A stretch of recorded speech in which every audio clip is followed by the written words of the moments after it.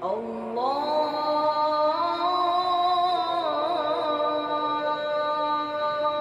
أكبر الله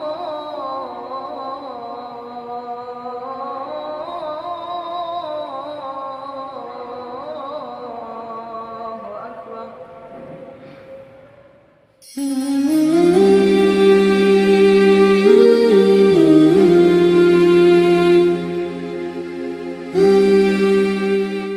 Assalamualaikum warahmatullahi wabarakatuh. Azan merupakan panggilan bagi umat Islam untuk menunaikan sholat. Dalam sejarah Nabi Muhammad SAW diketahui tidak pernah melakukan azan atau panggilan sholat. Bahkan Rasulullah SAW sempat mencari-cari sosok yang tepat untuk ditunjuk sebagai muazzin pertama kalinya. Dalam sebuah hadis yang diriwayatkan Imam Muslim disebutkan saat itu Rasulullah menunjuk Bilal bin Rabah sebagai muazzin karena Bilal bin Rabah adalah salah satu sahabat yang terkenal memiliki suara merdu. Di Madinah, Bilal dipilih langsung oleh Nabi Muhammad sebagai muazzin pertama dalam sejarah Islam untuk mengumandangkan panggilan azan dari Masjid Nabawi. Dari sini muncul pertanyaan, mengapa bukan Rasulullah SAW yang melakukan azan? Sahabat HR Channel yang dirahmati Allah,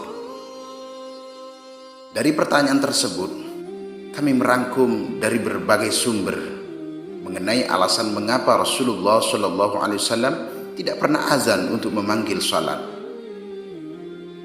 Menurut penjelasan yang disampaikan Imam An-Nawawi dalam kitabnya Al-Majmu' menjelaskan, Rasulullah SAW lebih utama menjadi imam salat daripada mengumandangkan azan.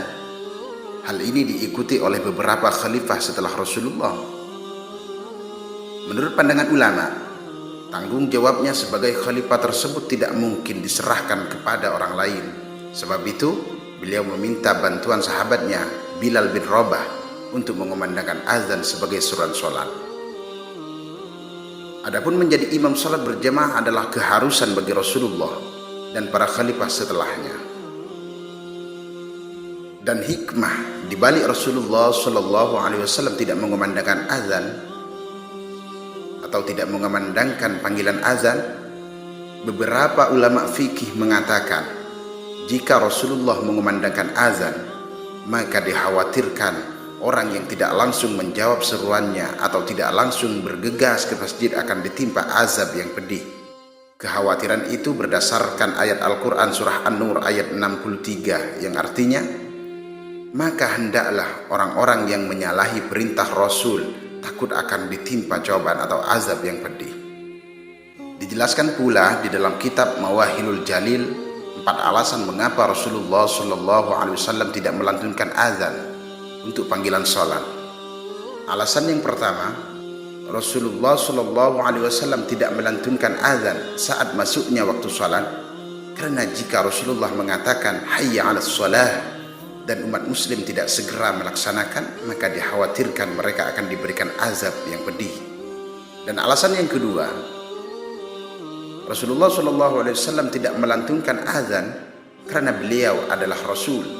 Sesuai ketentuannya, Rasul tidak boleh bersaksi atas dirinya sendiri, yakni mengucapkan asyhadu anna Muhammadar Rasulullah yang berada di salah satu lafaz azan. Sedangkan alasan yang ketiga, jika Rasulullah SAW mengumandangkan azan dan sampai pada lafaz asyhadu anna Muhammadar Rasulullah, maka seakan ada pemahaman bahwa ada nabi selain dirinya. Dan alasan yang terakhir, lafaz adzan pertama kali diisyaratkan melalui mimpi sahabat Rasulullah, yakni Abdullah bin Zaid dan Umar bin Khattab. Maka dari itu Rasulullah SAW mewakilkan kepada selain dari dirinya untuk mengumandangkan azan. Namun Rasulullah pernah azan ketika cucunya lahir dan tidak untuk panggilan waktu sholat. Hasan bin Ali bin Abi Thalib merupakan cucu pertama Rasulullah SAW. Lahirnya Hasan merupakan salah satu sumber kebahagiaan Rasulullah dan juga umat Islam. Nabi Muhammad pun segera mengazani Hasan ketika ia dilahirkan.